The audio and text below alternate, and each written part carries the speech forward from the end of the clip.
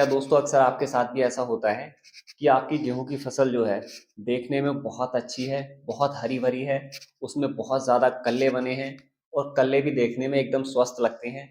लेकिन आप जब उस फसल को काट कर घर लाते हो तो उस फसल की जो पैदावार है वो आपकी उम्मीदों से या फिर आपकी जो फसल थी उस फसल को देखते हुए बहुत कम है। तो आखिर ऐसा हुआ क्यों? तो किसान साथियों, ऐसी फसल में पैदावार कम होने के पीछे दो मुख्य वजह होती हैं। सबसे पहली वजह तो ये है कि कीटों का सही से देखरेख ना होना। कोई कीट फसल के अंदर लग गया और उसकी जो है हमने सही से देखरेख नहीं की और उसका सही समय पर हमने उपचार नहीं किया। सबसे पहला कारण तो ये है। और साथियों, इसका दूसरा रीजन है कि सही पोषक तत्वों को सही समय पर फसल को ना देना। और हमारी आज की जो वीडियो है इसका यही टॉपिक रहेगा कि फसल से अच्छी पैदावार लेने के लिए हमें फसल को कौन कौन से पोषक तत्व देना होंगे और किस समय पर देना होंगे। क्योंकि हमारे बहुत सारे किसान भाइयों की ये प्रॉब्लम रहती है कि हमने तो अपने खेत में बहुत सारी खाद लगाई थी। जब हमारे खेत में बालियां बन रही थी तब भी हमने फर्टिलाइजर्स का इस्तेमाल किया था। हमने एनपीके का भी इस्तेमाल किया था, डीएपी का भी इस्तेमाल किया था, नाइट्रोजन भी दिया था, लेकिन फिर भी पैदावार कम क्यों हुई? तो दोस्तों, मैं आपकी आसानी के लिए यहाँ पर समझा दूँ कि गेहूं की फसल को ज़्यादा पैदावार देने के लिए या फिर आपको उससे ज़्यादा पैदावार लेने के लिए सिर्फ नाइट्रोजन, फॉस्फोरस, पोटास या सल्फर, सिर्फ इन्हीं चीज़ों की जो है ज़रूरत नहीं होती। इसके अलावा कुछ माइक्रो न्यूट्रिएंट होते हैं, उसकी बहुत ज़्यादा ज़रूरत फसल को होती है। क्योंकि दोस्तों, ये जो छोटे पोषक तत्व होते हैं इनका ही सबसे मेन काम होता है फसल की ज़्यादा पैदावार देने में।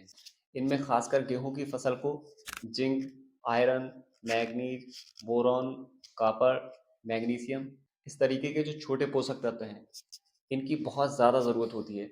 क्योंकि दोस्तों, यही वे छोटे पोषक तत्व हैं जो बाली को लंबा बनाने में, दाने को मोटा करने में, दाने को सिकुड़ने से रोकते हैं, जो आपकी फसल में फूल आता है उसको झड़ने से रोकते हैं। यानी कि कुल मिलाकर बाली और दाने से रिलेटेड जो भी काम है, जो भी प्रक्रिया है पौधे की, उसमें इन सबका बहुत अहम रोल होता है। तो हमें अपनी फसल को ये छोटे पोषक तत्व जो हैं ये सही समय पर देना है। यानी कि बालियां गबोटे के अंदर बनना शुरू होती हैं, उसी पीरियड में हमें इन छोटे पोषक तत्वों को अपनी फसल को पहुंचाना है, उनको देना है। तभी हम अपनी फसल से जो है अच्छी पैदावार ले पाएंगे। अब दोस्तों, आपके सामने एक सवाल और खड़ा हो जाता है कि आखिर इतने छोटे पोषक तत्वों को और इतने सारे पोषक तत्वों को हम अपने खेत में कैसे स्प्रे करें, कैसे दें या फिर कहाँ से खरीदें। तो दोस्तों, मैं आपकी आसानी के लिए ये भी बता दूं कि आपको इन सब पोषक तत्वों को ना ही अलग से खरीदने की ज़रूरत है, ना उन सब का स्प्रे करने की ज़रूरत है। आपको झंझट करने की कोई ज़रूरत ही नहीं है। अगर आपने अपने खेत में बालियां बनते समय या बनने से 2-4 दिन पहले नाइट्रोजन, फॉस्फोरस, पोटास, सल्फर, अगर इस तरीके के किसी भी फर्टिलाइज़र का इस्तेमाल किया है तो आपको all in one micro nutrient एक लेना है और उसको आपको अपने खेत में स्प्रे करा देना है। अगर आपने यूरिया का इस्तेमाल किया है तब। और अगर आपने इस्तेमाल नहीं किया है, ना यूरिया, ना फास्फोरस, ना पोटास, ना सल्फर, तो आपको मैंने स्क्रीन पर चार्ट दिखा दिया है। आपको नैनो यूरिया आधा लीटर, उसके बाद सल्फर, उसकी मात्रा भी आपको दिख रही है आधा लीटर के आसपास। और इसके अलावा आपको एक किसी भी ब्रांड का all in one micro nutrient जिसकी मात्रा 200 से 250 ग्राम हो और उसके अंदर जो है जिंक भी शामिल हो, तो आपको इन तीनों को मिलाकर अपने खेत में जो है छिड़काव कराना है। और अगर आप बालियां बनते समय या फिर उससे 4 से 10 दिन पहले आपने सल्फर, जिंक अगर इनका इस्तेमाल कर चुके हैं तो आप जो है माइक्रो न्यूट्रिएंट का ही इस्तेमाल करें, जिसके अंदर बोरॉन, कॉपर, मैग्नीशियम, मैग्नीज और कई तरीके के छोटे पोषक तत्व जिस न्यूट्रिएंट के अंदर हों, ताकि हमारी फसल के जो पौधे हैं उनको जिस भी पोषक तत्व की ज़रूरत हो तो उनकी पूर्ति ये न्यूट्रिएंट कर सके। क्योंकि साथियों, आप भी जानते हैं कि आपकी फसल में पौधा चाहे कितना ही अच्छा क्यों ना हो, लेकिन उसके अंदर अगर बाली अच्छी नहीं आएगी, दाना मोटा नहीं पड़ेगा, दाना पूरा वजनदार नहीं होगा, तो आपकी फसल की पैदावार जो है ऑटोमेटिक 20 से 30% घट जाएगी।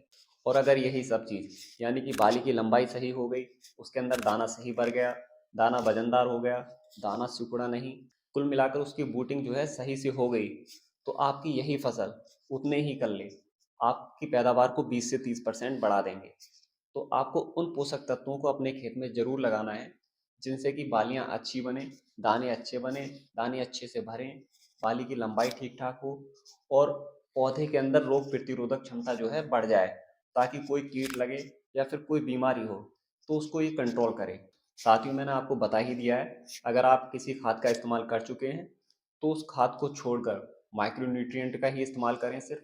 और अगर आपने किसी फर्टिलाइज़र का इस्तेमाल नहीं किया है, नाइट्रोजन, फास्फोरस, पोटास, सल्फर, तो आप जो है नैनो यूरिया, या फिर अगर आप उसकी जगह जो है दानेदार यूरिया का इस्तेमाल करना चाहते हैं तो 40 से 50 ग्राम यूरिया घोल लें। और उसके अलावा माइक्रोन्यूट्रिएंट और सल्फर, इन तीनों को जो है सही मात्रा में अपने खेत में इस्तेमाल कर लें। और स्प्रे करते समय दोस्तों एक चीज़ का ध्यान रखें कि स्प्रे आप ज़्यादा तेज़ धूप में ना करें, सुबह के वक्त में या फिर शाम को 4-5 बजे के बाद ही अपने खेत में स्प्रे करें। इससे दोस्तों आपको अच्छा रिजल्ट मिलेगा और आपकी फसल में नुकसान होने के कोई चांस नहीं होंगे। दोस्तों आज की इस वीडियो में इतना ही, मिलते हैं नेक्स्ट वीडियो में। जय हिंद, जय भारत।